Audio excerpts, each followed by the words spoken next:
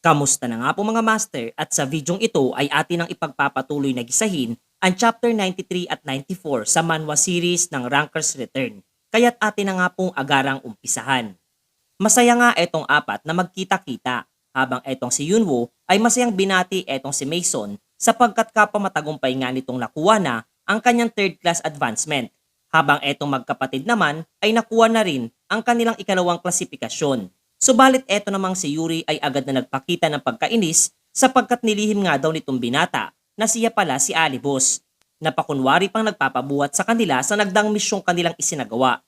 Natanong nga siya ni Mason kung bakit sila kinontak nitong ating pangunahing tauhan na agarang isinaad na may kaugnayan nga raw ito sa main scenario quest kung saan ay magaganap ang pagsalakay ng mga natitirang rebelde para dito sa mismong bayan na kanilang kinaroroonan, kasabay ng pagtatanong kung nais nila siyang samahan para sa isasagawang MS Quest. Wala namang pag-aalinlangan etong tatlo na sumang-ayon sa kanyang kahilingan na talagang ikinatuwang mapag-alaman nitong ating pangunahing tauhan at ninais ng simulan ang kanilang paghahanda kontra sa magaganap na pagsalakay ng mga rebelde sa susunod na araw, habang etong kanyang alaga ay wala namang magawa kundi ang tanggapin na lamang ang kanyang tadhana na palaging pinagkakaguluhan ng iba pang mga manlalaro sa arena. Mabilis na lumipas ang ilang oras at ating masisilayan etong mga NPC na balang namamalengke at napukaw ang atensyon mula sa walang humpay na pagtunog ng kampana na tanda ng paparating na panganib sa bayan ng Briggs. At siyang hudyat sa pag-uumpisa ng pagsalakay ng mga rebelde sa naturang lokasyon.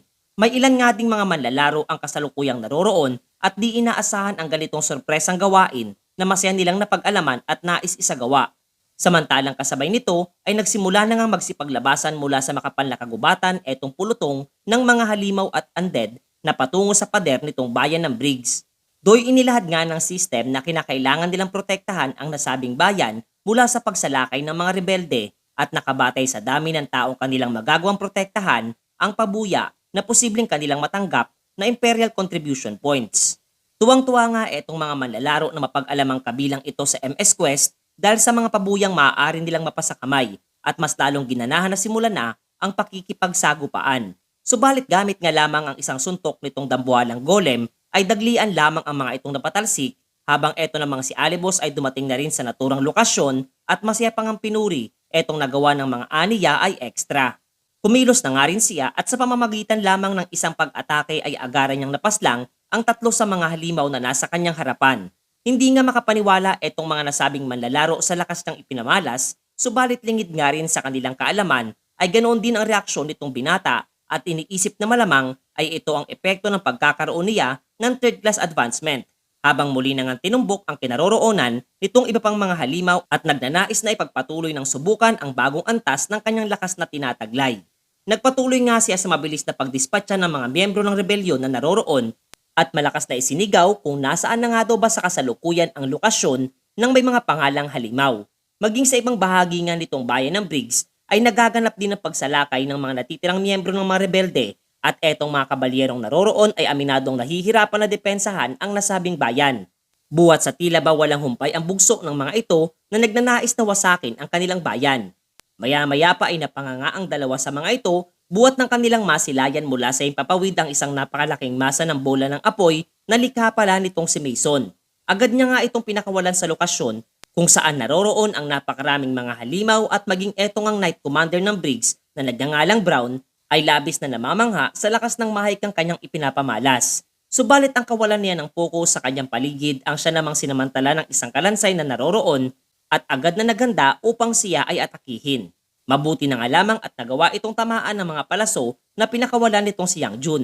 Eto namang si Yuri ay abala sa pagkakalob sa mga kabalyero ng karagdagang buff at katuwang etong si Tangi sa nasabing gawain habang tinatanggihan ang kahilingan nitong iba pang mga manlalarong naroroon sapagkat ang kanilang pangunahing misyon ay protektahan ang mga NPC na nakikipaglaban sa mga rebelde at hindi tulungan ang iba pang mga manlalaro dahil ito ay isang kompetisyon.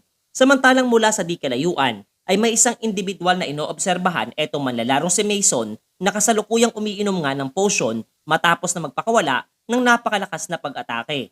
Hindi nga siya natutuwa sapagkat mayroon nga daw isang nakakainis na mage ang naroroon sa nasabing bayan.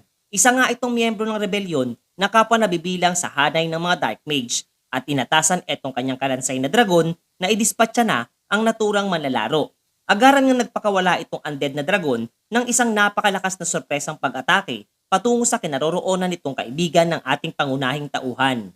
Hindi nga ito inaasahan ni Mason kasabay ng pagkakaroon ng isang napakalakas na pagsabog na kapwa ay kinabahala din itong magkapatid na sina Yang Jun at Yuri. Maswerte na nga lamang at sa mga huling sandali ay nakagawa siya ng isang barrier upang protektahan ang kanyang sarili, gayon din ang iba pang mga kabalyerong kasakasama niya. Mababakas nga ang malubang pinsalang kanyang natamo at kapwa aminadong medyo nahuling nga raw siya ng pag-activate ng barrier kasabay ng tuluyang pagkawala ng kanyang ulirat. Ang lahat nga ng mga nasabing pangyayari ay patuloy na inoobserbahan nitong Dark Mage mula sa di kalayuan at literal na masaya mula sa naging resulta ng kanyang sorpresang pag-atake habang ipinapakilala bilang si Gordon na may mataas na pwesto sa hanay ng mga Black Mage.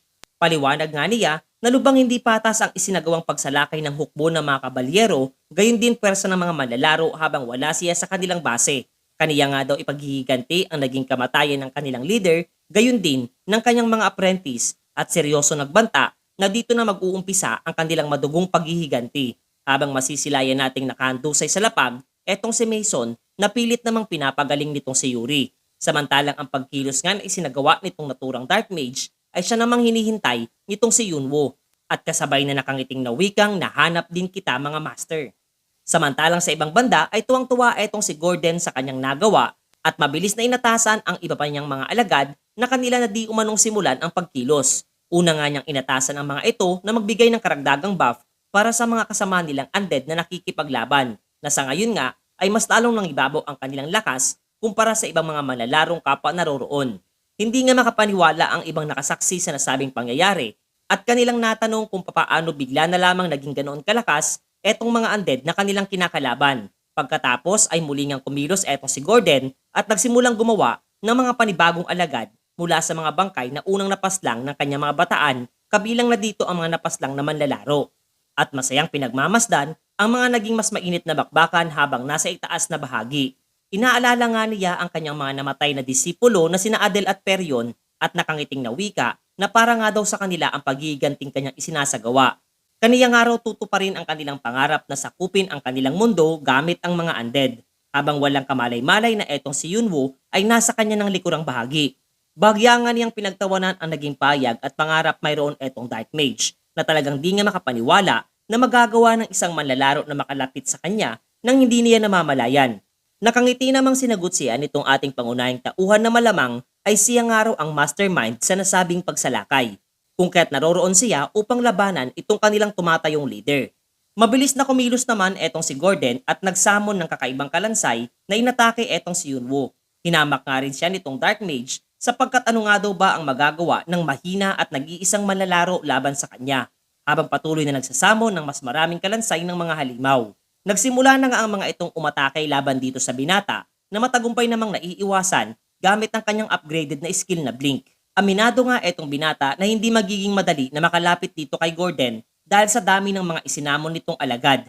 Nakangiti nga niyang nawika na kung ito nga daw si Edward ang tumatayong bossing ng mga rebelde, ay ito namang individual na kasalukuyang kanyang kinakaharap ang masasabi niyang nakatagong alas ng kanilang hukbo.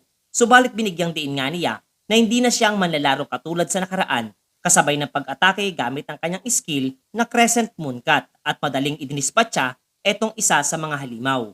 Nabigla nga itong si Gordon sa kanyang nasilayan sapagkat ito nga raw isang klase ng Black Magic, kung kaya't muli na nga lamang siyang nagsamon ng mas marami pang mga kalansay na sundalo upang siya ay labanan. Magkaganoon man ay hindi nga natin kakikitaan ng anumang pagkabahala etong si Yunwo na kasalukuyan natutuwa pa nga dahil nagagawa niyang lumaban sa mga ito kahit wala pang buff mula sa pasaway niyang alaga. Ngunit isang klase nga ng taktika ang hindi niya inaasahan. Buwat ng sabay-sabay nga ang lahat ng mga ito na tinumbok ang kanyang kinaroroonan at sama-samang nagpatong-patong sa kinaroroonan nitong ating pangunahing tauhan. Paliwanag nga ni Gordon na ang mga kagaya niyang swordsman ay mahina at di epektibo pagdating sa rami ng bilang ng mga kalaban. Dagdag pa nga niya na lubos siyang nakadarama ng pagkamuhi para sa mga kagaya niyang manlalaro, buwat ng dahil sa kanila ay napaslang ang kanyang pinahahalagahang apprentice. At ang maalala ang mga nasabing masasayang sandali kasama itong sina Adel at Perion ay sadyang nagdudulot sa kanya ng pagre-relapse. Punong-puno nga siya ng matinding galit buwat sa tindi ng pagnanais na malaman kung sino ang mga pumaslang sa kanila at sinisigurong gagawin niya silang mga undead nang maranasan nila ang sakit na kanyang nadarama. Samantalang doon nga rin nagsimula na magsipagtalsikan etong mga kalansay na unang nagsipagpatong-patong sa kinaroroonan nitong ating pangunahing tauhan na bahagyang nagpatigil sa pagkilos nitong Dark Mage. Ang mga naging payag nga nitong si Gordon ay kapwa narinig nitong si Yunwo at naalala ang mga pamilyar na pangalan na kanyang nasambit na bahagyang nagpangiti dito sa binata. Muli na nga naghanda ng isang napakalakas na spell etong si Gordon laban dito sa ating pangunahing tauhan, kasabay ng pagpapakawala nitong kanyang alagad ng panibagong napakalakas na pag-atake na madali naman niyang naiwasan habang sinasambit ang pangalang Pepe. Naguluhan nga etong Dark Mage at natanong etong binata kung papaano niya nalaman ang nasabing pangalan. Nagsimula na nga etong ating pangunahing tauhan na mag-acting at binitawan ang kanyang espada. Aniya, malamang araw ay tinutukoy nitong si Gordon na Adele ay ang individual na may alagang oso na may pangalang Pepe. Mabilis naman siyang tinugon nito ng oo. Kaya't etong ang binata ay pakunwaring nalulungkot dahil kaniya di umanong kinakalaban pala sa kasalukuyan ang master nitong kanyang kaibigan. At sinisisi pa nga ang ganitong pangyayari sa mapanlokong tadhana. Dagdag pa nga niya na minsan tumanggap siya ng isang trabaho mula dito kay Adele bilang isang mersenaryo na masisilayang bumenta naman para dito sa Dark Mage na kanyang kinakarap. Buhat ng ito marahil ang paliwanag kung papaano nagagawa nitong gumamit ng itim na kapangyarihan. Ayon nga sa kwentong barbero nitong binata, na noong unaabot nitong si Abel ang huling bahagi ng kanyang research, ay sakto namang sinalakay ang kanilang nakatagong kuta ng mga manlalaro. Sila nga daw ni na Pepe at Adele ay ginawa ang lahat ng kanilang makakaya, subalit hindi nila nagawang manalo kontra sa mga bagong kaparaanan at taktika ng mga sumalakay laban sa kanila. Pakunwari pa nga niyang nawika na hindi nga raw niya malilimutan ang nasabing pangyayari habang nagsasaya etong isa sa mga manlalarong naroroon, buhat ng itong araw ang nakapatama ng palaso sa dibdib nitong si Adele.